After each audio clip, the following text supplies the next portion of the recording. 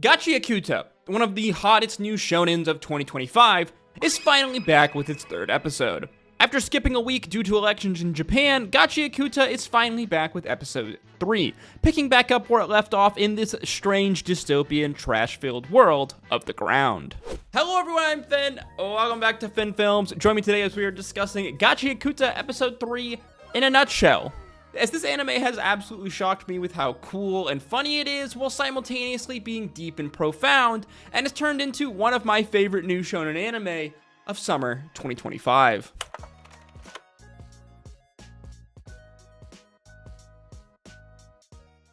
So last time on Gachiakuta, our main character Rudo, having found himself flung off his home world of the sphere, was now in this strange, trash-filled world of the ground, as suddenly massive trash monsters rose up all around him. He was then saved by a strange masked man wielding an umbrella named Injin.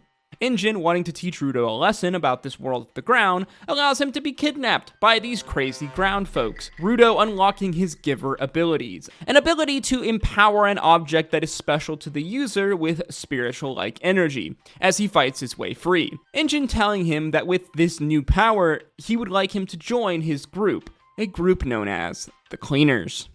Episode 3 opens here where we see an unknown man speaking on a communicator with Injin. Injin telling the man that he found a natural talent, this referring to Rudo. We flash over to Rudo and Injin, who are at a doctor's office in a strange Fallout-esque city. Injin having Rudo's wounds tended to by this old woman, who Rudo assumed was a man. Rudo wants information about this strange new world he has found himself thrust into, and potentially how to get back up to his home, back up to the sphere. Injin then buys Rudo a burger and gives him a crash course on life on the ground. Besides trash, emotions also build up on this world on the ground, which they refer to as anima. This anima can convert into energy, which will then embody the trash, creating the trash monsters we saw earlier. These monsters generally sticking to the dump areas away from the settlements, but will attack humans on sight and will occasionally come into the cities. The only way to destroy these creatures is through anima, is through givers, a person who has cared for an object deeply, and thus they can wield the anima inside it. For example, Injin in his umbrella or Rudo in his gloves. This being the same idea that Rudo's adopted father told him about in episode 1. Should you treat an object with care, a soul comes to inhabit it. These people who can wield this anima then are known as givers, their items called vital instruments. However, Rudo is rare and special because he can seemingly use his gloves to turn any object he touches into a vital instrument. Injin belonging to a group of givers known as the Cleaners, who exterminate trash beasts, Injin wanting to recruit Rudo into this group, telling him that one of its members will help train him to use his powers. Rudo asks if he joins, will he tell him how to get back up to the sphere, but Injin has no idea how to do this. As if we remember back to episode 2, we learned that basically no one on the ground has ever seen a spherite like Rudo alive, as they usually all die when they are thrown from the spheres as punishment, which makes sense. However, he tells Rudo that his boss is pretty well informed and actually might know something. Injin then tosses Rudo a pouch of money, telling him that he sold all of his old spherite clothes and this is his cut. Yeah, unlike our first 2 episodes of this series so far, this episode is filled with all sorts of hilarious and very comedic moments. This episode being much more lighthearted with, again, plenty of comedy compared to our first 2 episodes of the series. Injin walking off saying that he is going to meet with Rudo's trainer. However, suddenly a little cat steals Rudo's pouch of money, as he desperately chases it down a series of alleyways, picking up a stick and pursuing it as he managed to capture the cat and get his money back. Suddenly he finds himself cornered though by an angry young man who says that that stick belongs to him, and that Rudo stole it. Rudo quickly realizes that this man is a giver, and that this stick must be his vital instrument, as the angry man begins channeling his powers, the man striking at Rudo, telling him if he steals someone's treasure, he better be ready to pay the price. As he calls Rudo by his name, saying that Injin filled him in on who he is, and that he is Rudo's new trainer, Zonka. Rudo begins to get angry and frustrated, but then he remembers his adopted father's words. If you want someone to listen to you, you should try making the first concession. Rudo reluctantly apologizing for this misunderstanding and for stealing Zonka's stick, to which Zonka immediately changes his tone, becoming super chill and happy and genuinely curious about Rudo as a person. Now, I absolutely love Rudo as a character. Rudo is this obviously hilarious, like, antisocial young man. He is a straight-up hothead and is very kind of yandere at times. And most hilariously of all, he basically has no conception. He doesn't really understand at all about, like, how to do human-to-human interactions, as we saw from episode 1 and his interactions with the girl that he really liked. Rudo, like, completely freaking out and losing his shit, as this is the first time, apparently, he has ever actually diffused, like, a heated situation in his life. Rudo commenting that the man Zonka now looks like a completely different person, and wonders if it's because of his smile. Rudo realizing that he should probably smile back, saying that he's been practicing his smile a lot, and that he should be able to do it by now, giving us this absolutely hilarious and insane scene. 入ったというか、俺の目的が達成するまで手伝うだけだ。なんじゃその顔は! Yeah, it's pretty safe to say that, like, our boy Rudo here is completely socially inept. He might even have a touch of the tism, as they say, and I completely love him for it.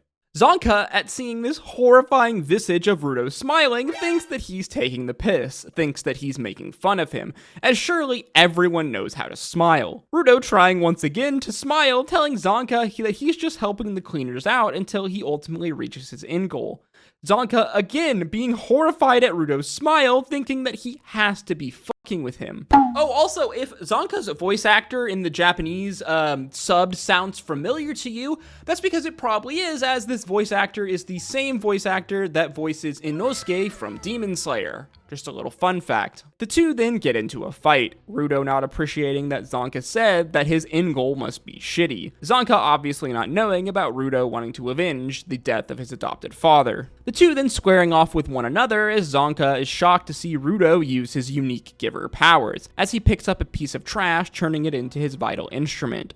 Again, Rudo's power, his ability to turn any piece of trash, any object into a vital instrument, being extremely rare.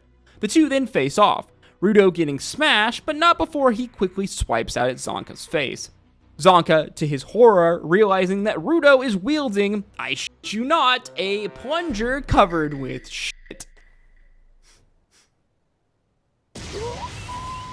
Yeah, I know, this anime is absolutely insane. It is completely ridiculous and is completely zany. They are really laying down the comedy in this episode, and this is a far cry from the incredibly deep and serious themes that were covered and introduced to us in episodes 1 and 2. But honestly, I have to say that I'm definitely here for it. Zonka runs away from Rudo, who is completely unaware of what he is using as a weapon, as we get this hilarious slow-mo scene of a horrified Zonka getting covered in the shit by Rudo. We then flash over to Injin in a Jeep, who picks both of these young men up, laughing at the absolute insanity and absurdity of this situation, Rudo being shocked and embarrassed at finally learning what he was using to fight with.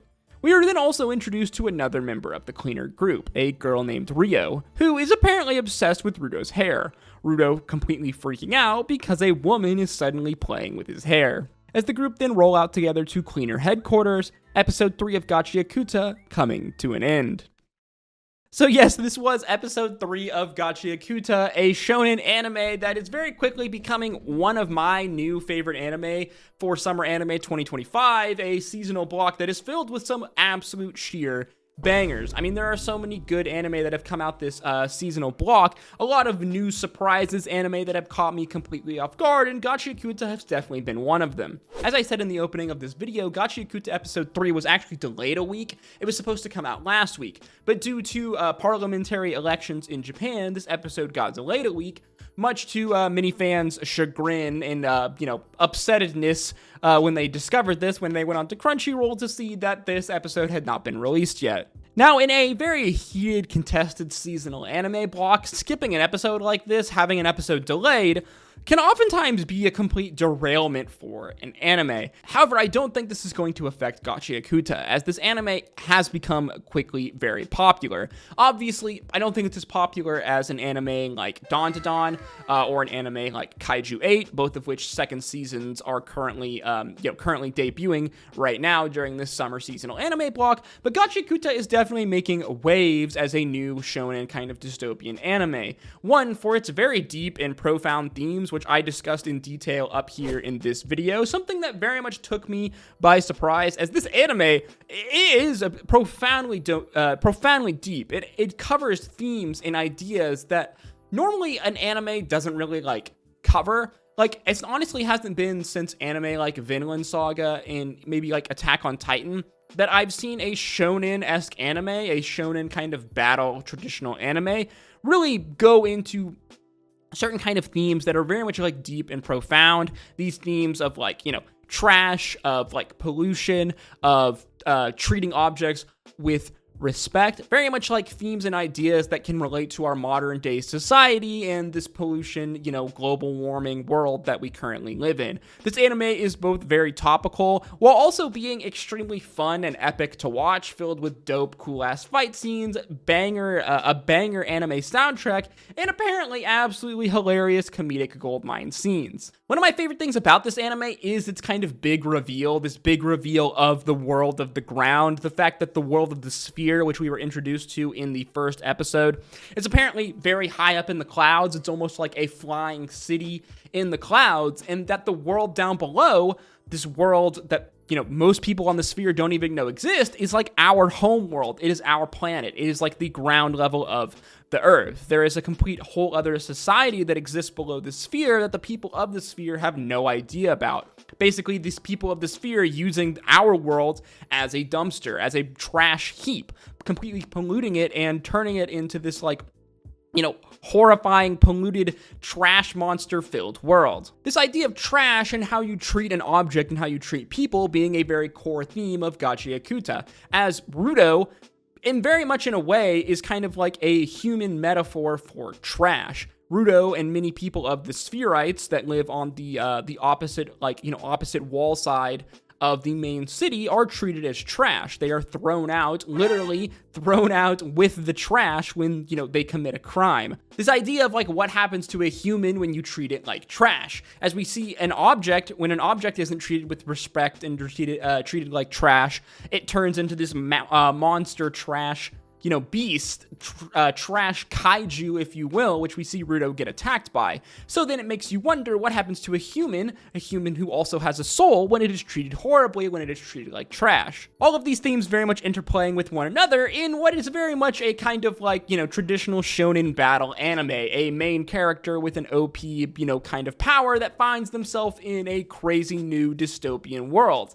meeting other people with similar powers, where we have to see our character, you know, go on this kind of classic, you know, shonen kind of linear battle cycle, slowly getting powerful, slowly, you know, learning more about the world around them, this mystery being unraveled of the world of the ground, as I imagine there is also going to be the mystery of who actually is the person, the masked man that killed Rudo's adopted father up on the sphere.